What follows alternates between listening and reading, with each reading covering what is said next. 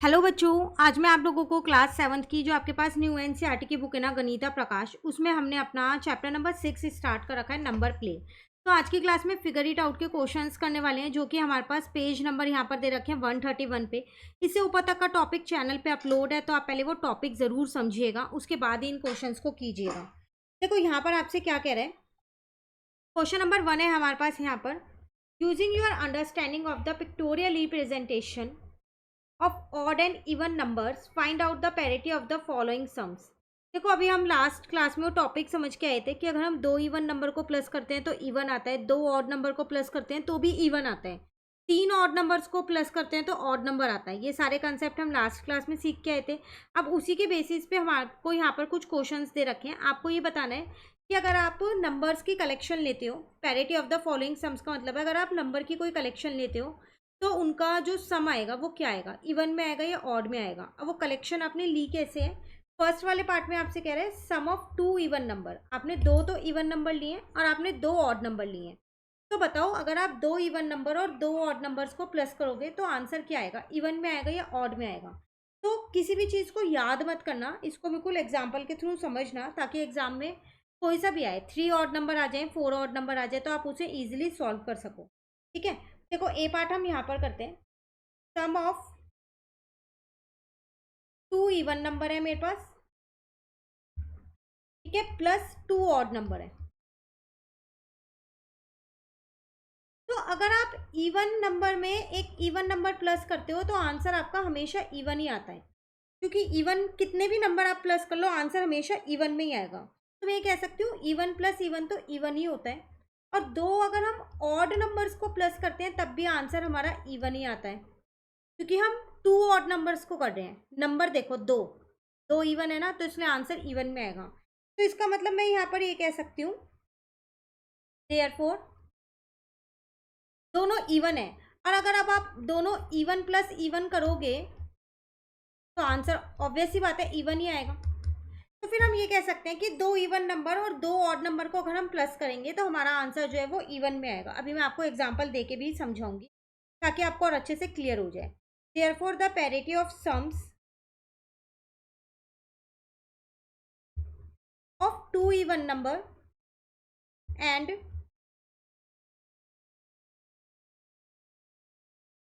To odd number is even. अब आप यहाँ पर इसे एग्जाम्पल से समझो। आप चाहो तो एग्जाम्पल एग्जाम में भी लिख के आ सकते हो। मैं यहाँ पर दो इवन नंबर ले लेती हूँ टू और फोर, और दो ऑड नंबर ले लेती हूँ वन और थ्री। अगर मैं इन सबको प्लस करती हूँ टू प्लस फोर सिक्स हो जाएगा, plus one seven, seven plus three 10, जो कि मेरा आंसर इवन ही आ रहा है। कोई भी एग्जाम्पल ले सकते हो आप, ज़रूरी नहीं है जो नंबर्स मैंने लिए वही लो। बस दो इवन नंबर लेना और दो ऑड नंबर लेना, जब भी आप इन्हें प्लस करोगे तो हमेशा आंसर आपका इवन में ही आएगा। ठीक है, चलिए बी पार्ट में कह रहे हैं sum of two odd number and three even number. अब आपको ऑड नंबर दो लेने और इवन नंबर थ्री लेने हैं, तीन लेने हैं मतलब।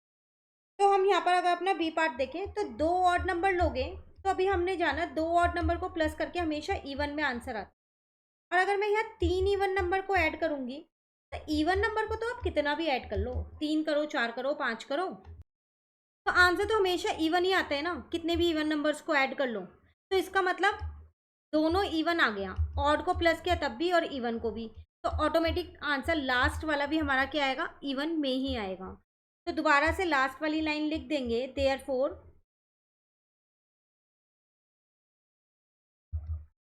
The parity of the sum of two odd numbers and three even number is even. Again एक एग्जाम्पल हम यहाँ पर लेंगे ताकि और अच्छे से क्लियर हो जाए। मैंने कोई से भी तीन ऑड नंबर ले लिए, तो मैंने यहाँ पर ले लिया वन, थ्री और फाइव, स्टार्टिंग के ही ले लिए। और दो इवन नंबर ले लिए मैंने, अच्छा दो लेने ना ऑड, तो दो ही लो, वन थ्री। तीन इवन लेने हैं तो मैंने स्टार्टिंग के ले लिए टू, फोर और सिक्स। तो देख लो three plus one four, four plus two six, six plus four ten, ten plus six 16, answer even में ही आ रहा है। आप कोई से भी दो ऑड नंबर और तीन इवन नंबर लेके एक बार ऐड करके देखना ज़रूर कि आपका भी आंसर इवन में आ रहा है या नहीं आ रहा है। ठीक है, चलिए नेक्स्ट आते हैं हम अपने सी पार्ट पे। सम ऑफ 5 इवन नंबर, ये तो बहुत आसान है क्योंकि हमें पता है इवन नंबर का सम हमेशा इवन ही होता है, हम डायरेक्ट लिख सकते हैं यहाँ पर। यही वाली सेम लाइन आपको यहाँ लिखनी है, sum of 5 even number is always even, वो तो हमेशा इवन ही आएगा। कोई सा भी एग्जाम्पल आप यहाँ पर दे सकते हो, कोई से भी 5 इवन नंबर्स को प्लस कर लो, मैंने स्टार्टिंग के ही ले लिया है यहाँ पर, 6 + 8 + 10, तो 10 + 10 20 + 10 30 मेरा आंसर आ गया जो कि इवन है। कितने भी इवन नंबर ऐड कर लो, कितने भी, हमेशा आंसर इवन में ही आएगा। Clear?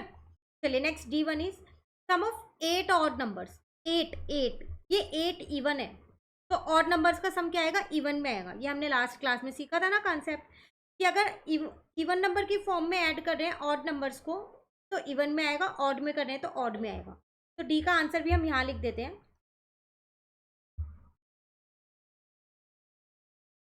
Some of 8 odd numbers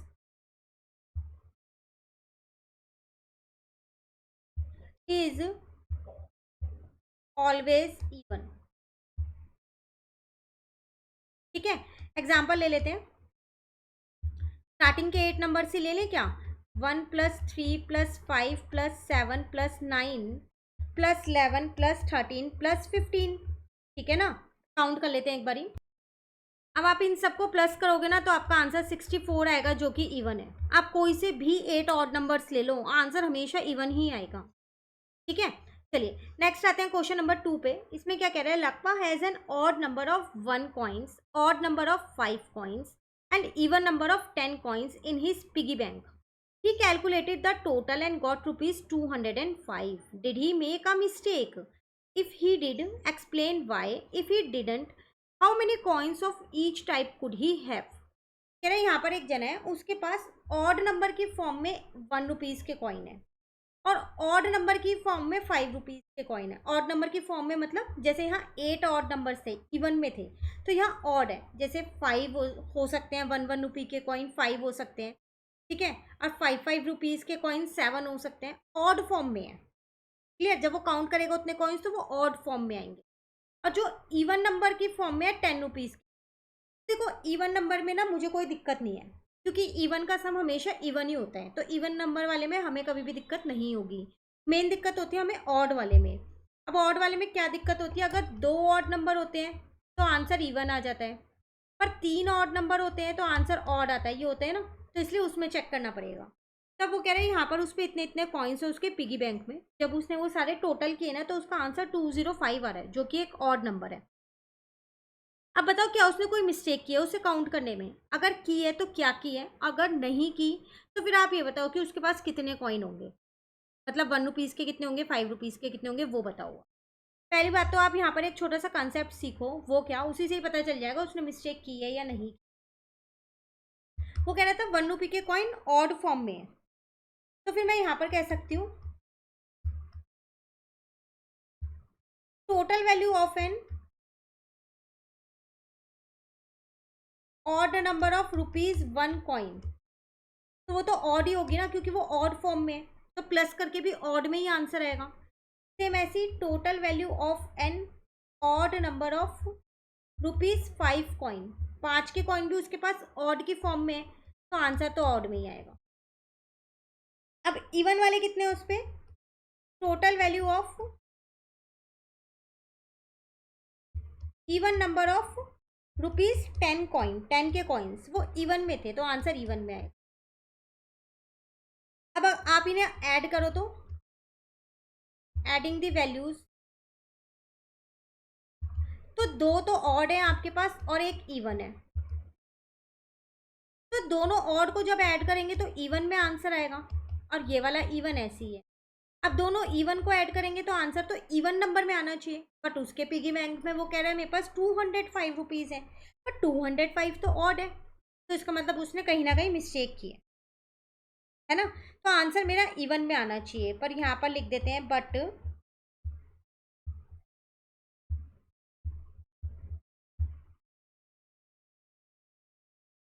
a total of ₹205 which is odd। ये तो ऑड है, तो इसका मतलब उसने मिस्टेक की है। तो देयरफॉर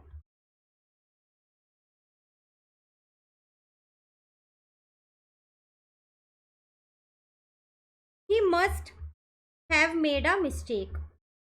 तो उन्होंने बोला था अगर उन्होंने मिस्टेक की है तो क्या किया वो हमने बता दिया, आंसर इवन में आना चाहिए, पर उसका ऑड में आ रहा है तो उसने कहीं ना कहीं गलती की, वो दूसरे दोबारा काउंट करना पड़ेगा। ठीक है, क्लियर।